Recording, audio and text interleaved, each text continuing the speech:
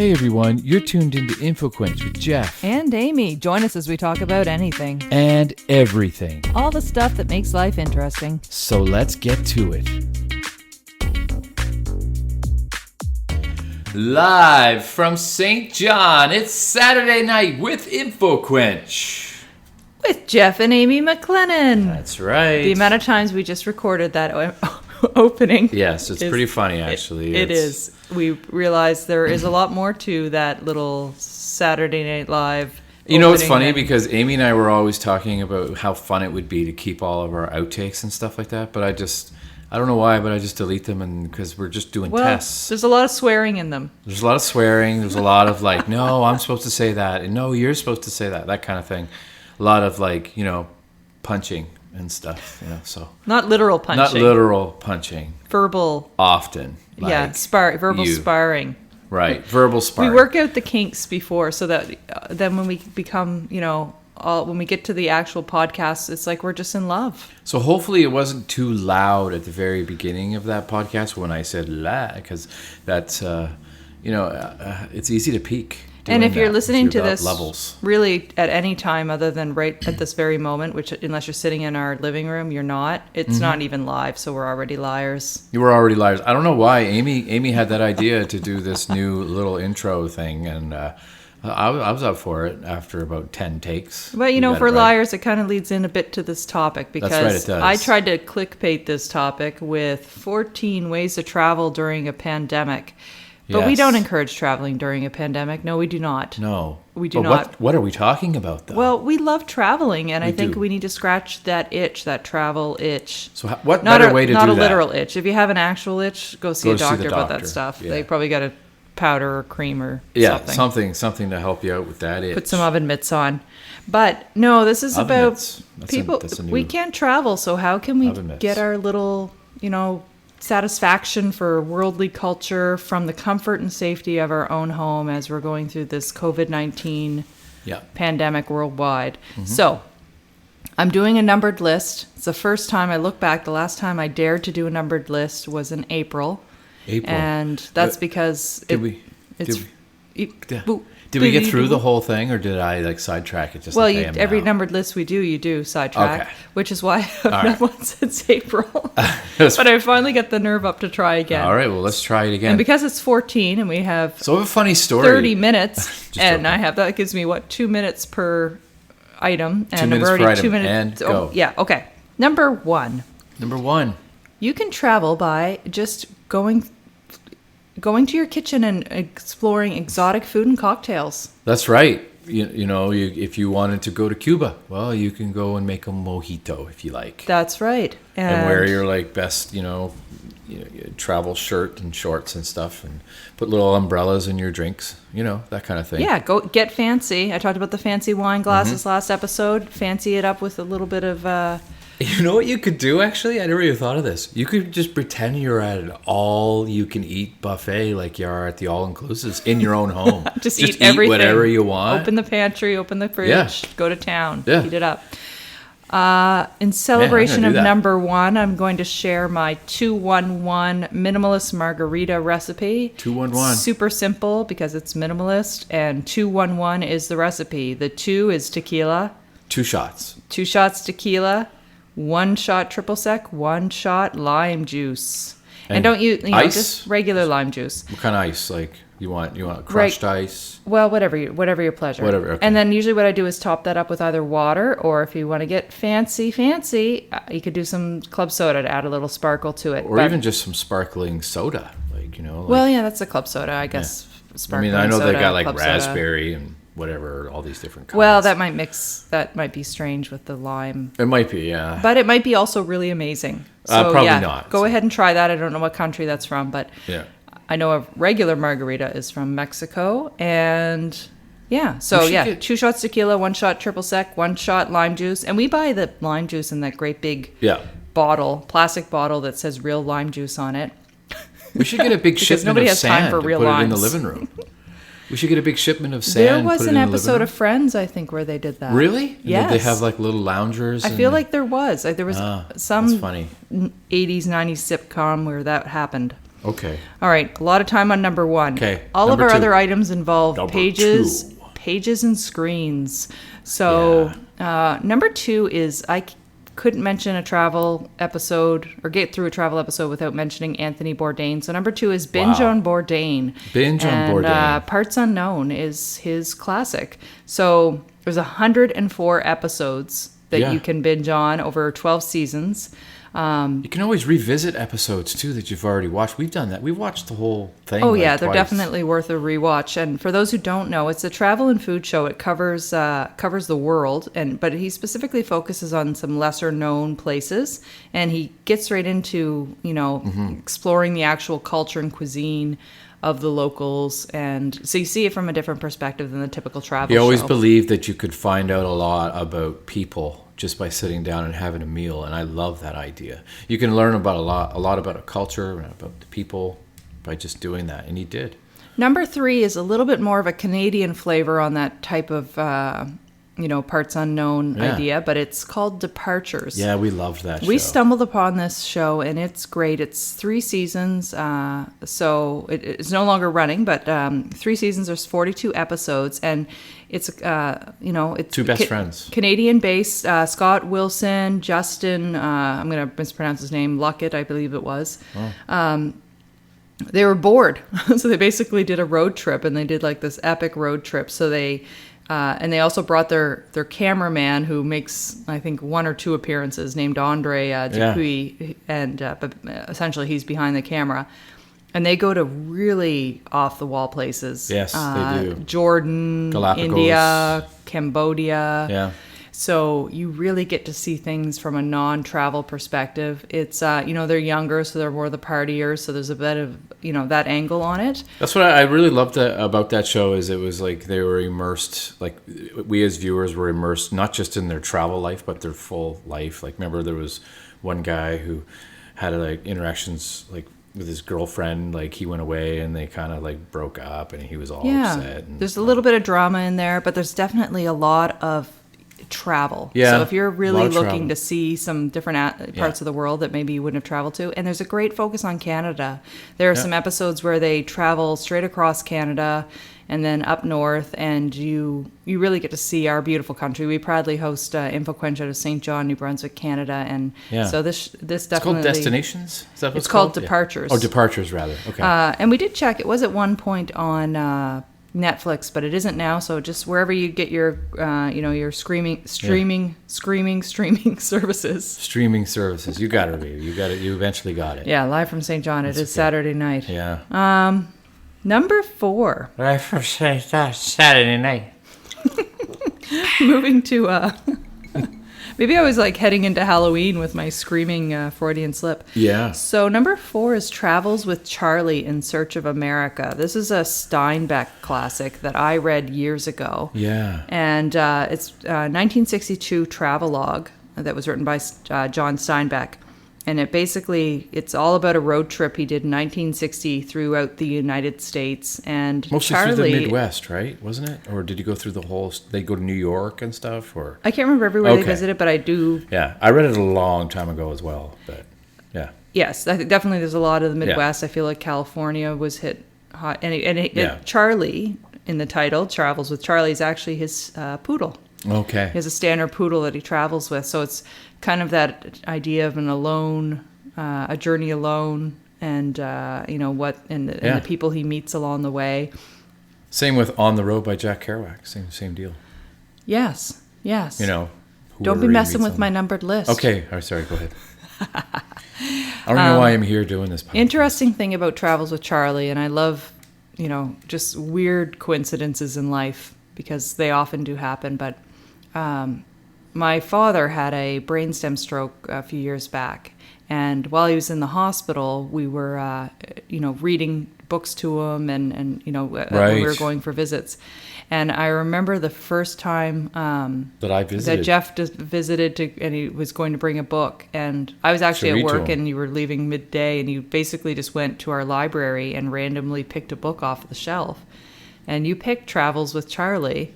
which happens to be my father's favorite book. Yeah. So, yeah. Item number 4, Dad, I hope you're listening because that one was for you. Yeah, I'm not sure. Yeah, if it went as well as I expected, but anyways, it did.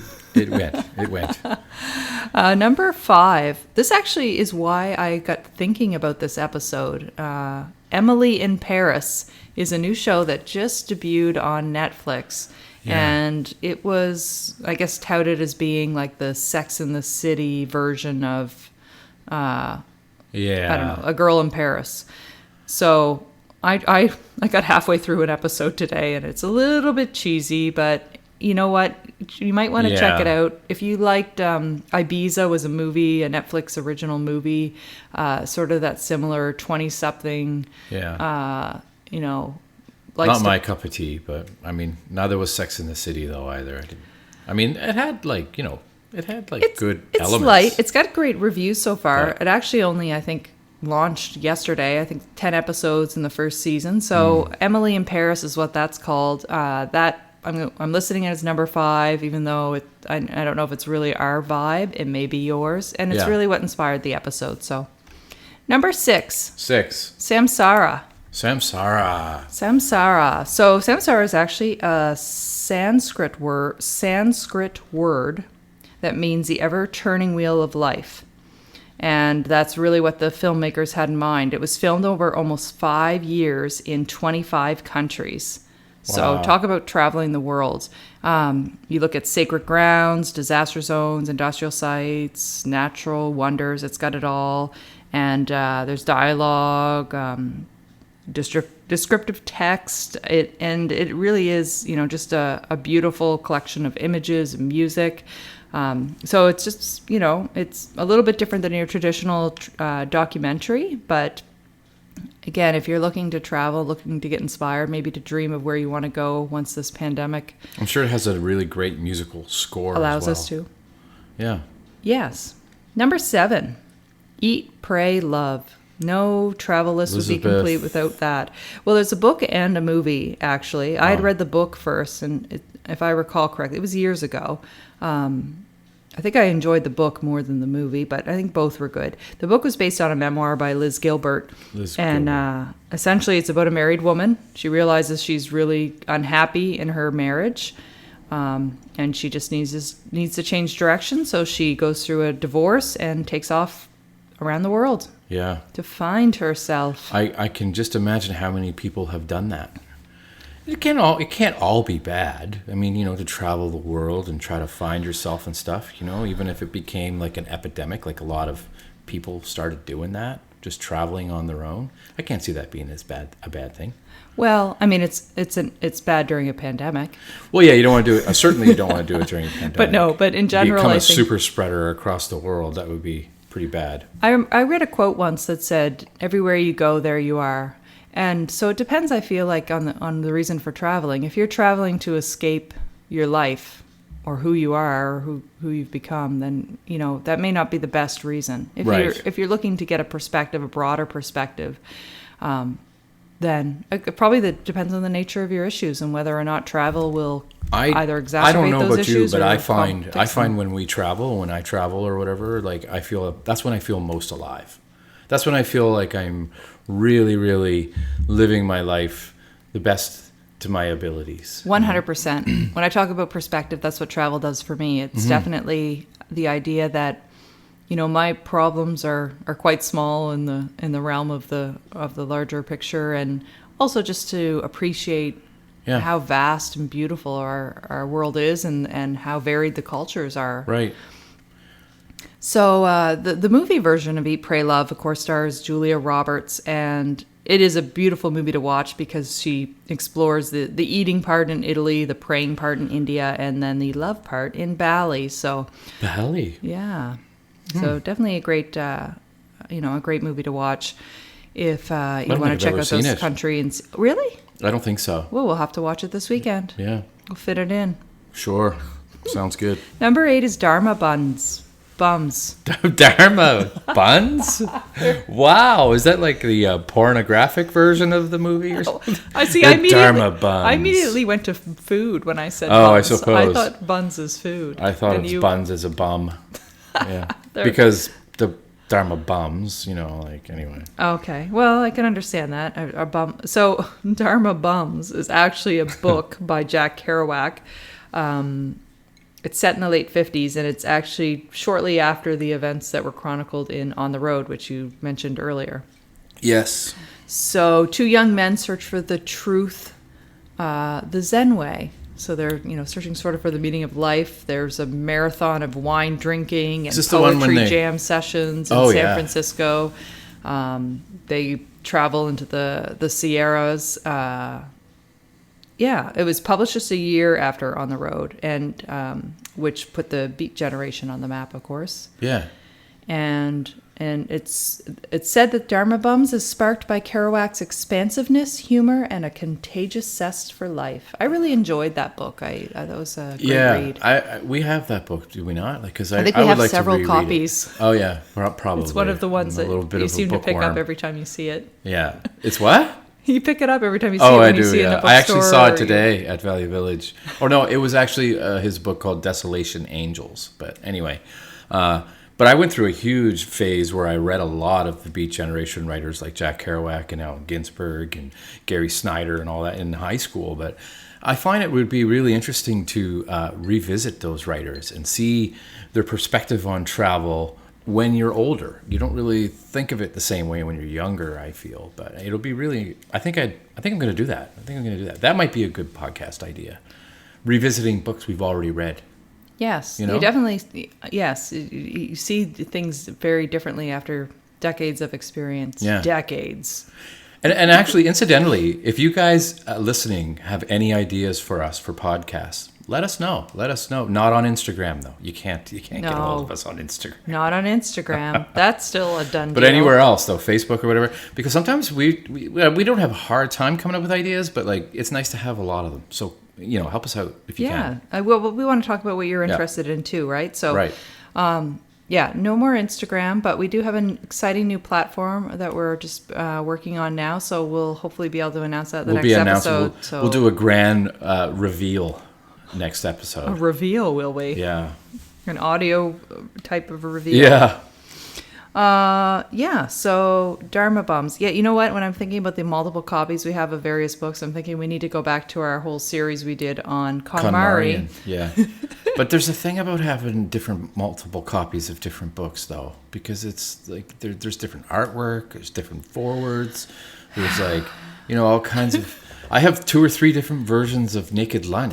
When you have 3 versions of one book, it takes up 3 times the amount of space. Yes, but books we've always discussed that books are okay to have. Books and records, apparently. Books and records. Number 9.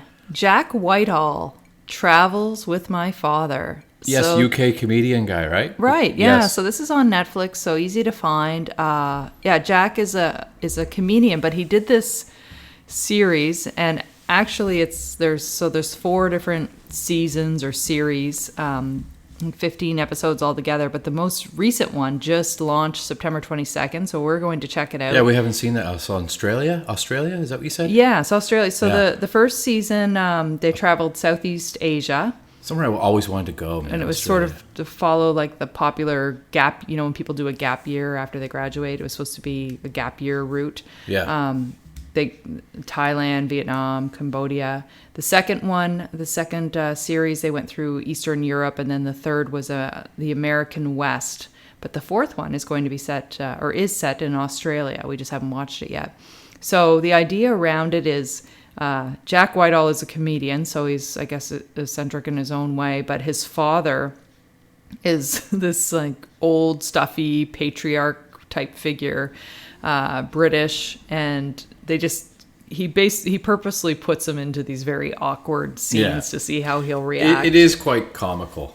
It is. It really is, because there's the dichotomy between the two of them, the duality between Jack and his dad is hilarious, because they do see eye to eye on many things, but on many things they don't. There's this generational gap. Well, and I can tell his father. I think his father was a movie producer. He was involved in the film industry, so he's quite wealthy. He knows what he's doing. Whereas I think Jack is more, into the cheaper traveling set. So it's interesting. You may find at times it seems a bit contrived. I know, that's the thing. There is really such a disconnect between their two personalities. The line is definitely blurred as to what is real, like as far as a reaction between Jack and his dad, and what is like scripted maybe? And ready to go. But it's still really entertaining, and it's what he said, like an elephant polo match. I remember is one thing they did in Bangkok, and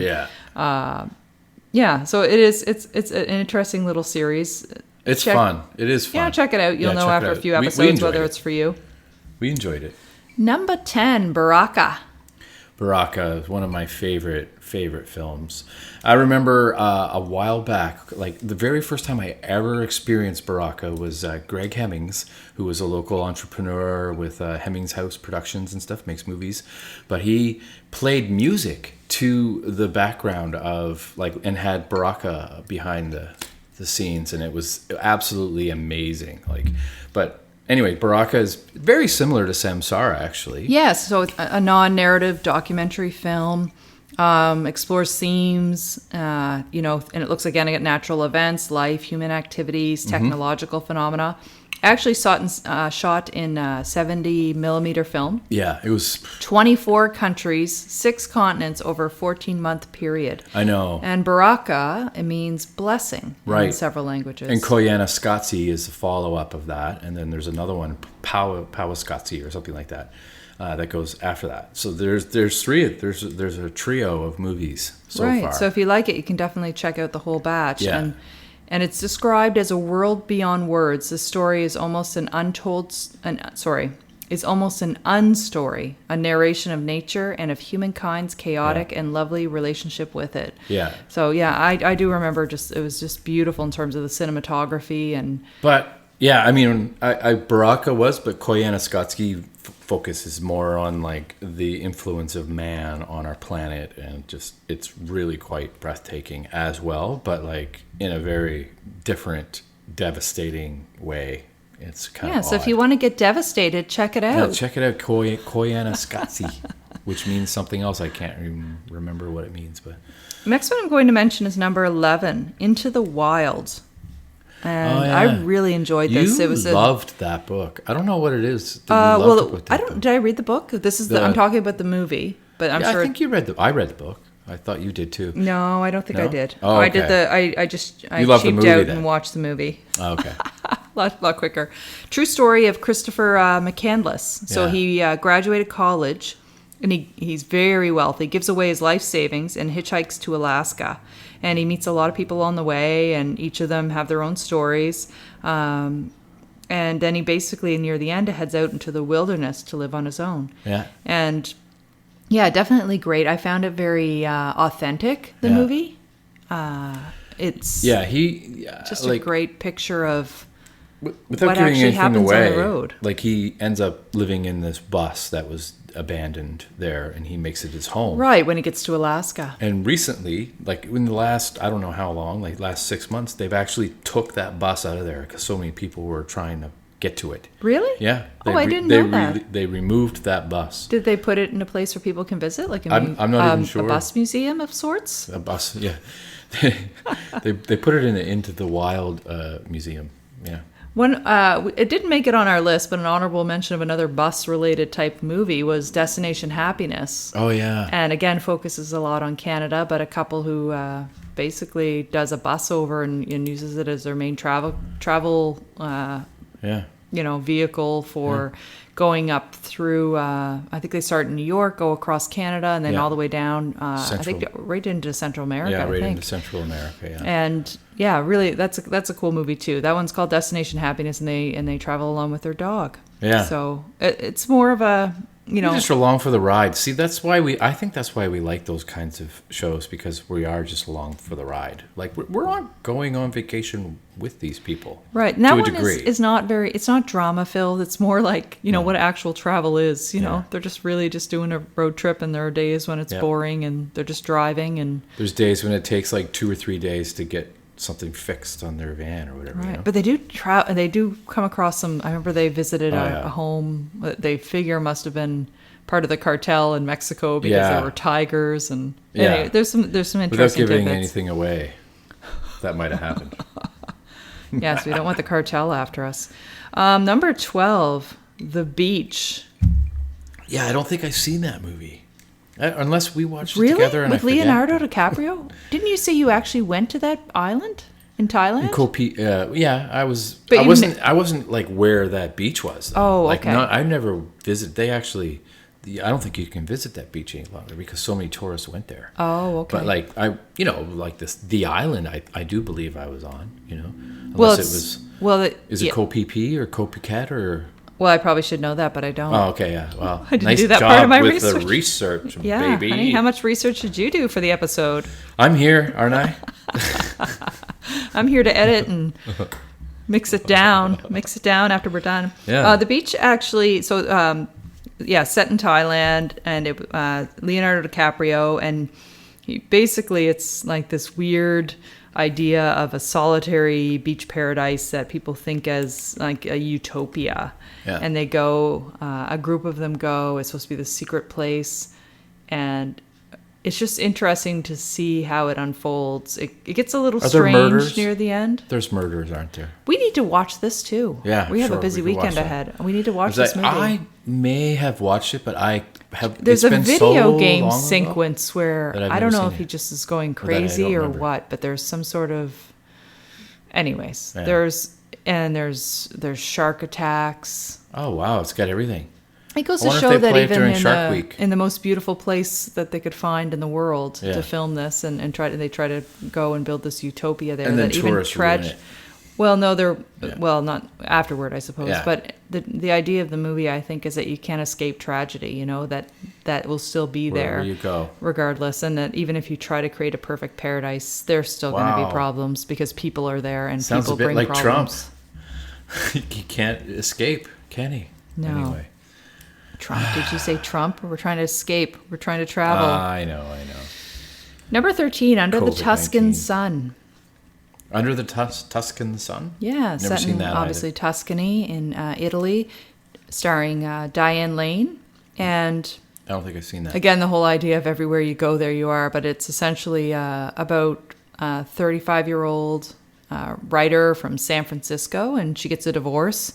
She ends up having writer's block and depression, and so she decides to just up and leave and go to Tuscany, and she buys a house and tries to change her life. Sounds like Eat, Pray, Love. Yeah, similar, except for she stays in Tuscany and just sort of becomes acquainted with that village. It's very beautiful. Very beautiful that movie that we watched that had Scarlett Johansson in it and stuff, and they went to the south of France? Yeah, that was an Andy Warhol film, wasn't it? It was. I don't think Andy Warhol, but I think you're thinking Woody Allen. That's what I'm thinking. Yeah. I love that I'm thinking. I love your little mix-ups. It's just the best. Not Andy Warhol. No, not the artist. No, Woody Allen. Well, he has ScarJo in a lot of his films. What was the name of it? There's a movie. It's like a name or something, isn't it? Anyway, you don't remember? You don't remember, eh? No, see, this is classic Jeff. Yeah. Bringing up something, that no one research. Remembers. And our listeners are like, oh, by the way, that movie is blah, blah, blah, blah, blah, blah. Because I can't think of it right now. If I had my phone with me, I could look it up. I hope they're going blah, blah, blah, blah, because I have no idea what the name of it was, but it was a really interesting movie. It was a good movie. So ScarJo, and she was in Europe somewhere. Oh, yeah. Yeah. Not Andy Warhol, but Woody Allen. She was in the south of France with Andy Warhol. Come on, we only got a couple minutes left. I only have one item left. Oh, okay, perfect. Number 14, The Tao of Travel. This is a book about enlightenments from life while on the road. Okay, here you go, Jeff. Go ahead. One of my many enlightening gifts that I've given That's my right. lovely Jeff life. bought me this book, and it's a beautiful book. The version you bought me was nice. I'm sure there's some crap versions out there, but it is embossed, and I've brought it with me traveling because it's the type of book that you like to read when you're away. But it's written by author Paul Theroux, and what he does is he essentially celebrates 50 years of wandering the globe by just collecting the best writing about travel that's shaped him as a reader and as a writer and as a traveler. There's a lot of surprises there in writers that you believe to be traveling alone, but that's aren't, right, kind of thing, Yeah, Travels with Charlie would be one that it's touched on, but it's a wealth of information if you're looking to read more about travel. That's a great starting point, the Tao of Travel, because it references so many classic a lot of books. Sections from books and stuff and poems. So you can kind of make note of, I want to read that full book and get a little bit more from it. And I'm going to read it myself. It's really, really great. Yeah. I do love it. Wow. Look at that. Well, thanks for traveling with us through travel. Yes. Without leaving your home. We're all safely at home. We didn't no one's spreading any COVID-19. No spreading happening. But hopefully you get a little bit of taste of world travel, and you can check out some of those ideas and check us out on social media. Thanks. Facebook, Twitter, and not Instagram. No Instagram. Thanks for listening, everybody. Bye-bye. Bye-bye. Thanks for listening. And remember, you can catch up on past episodes at infoquench.com. Or just about anywhere else you get your podcasts. Be sure to follow us on Twitter, Facebook, and Instagram. And help spread the word about InfoQuench. Till next time.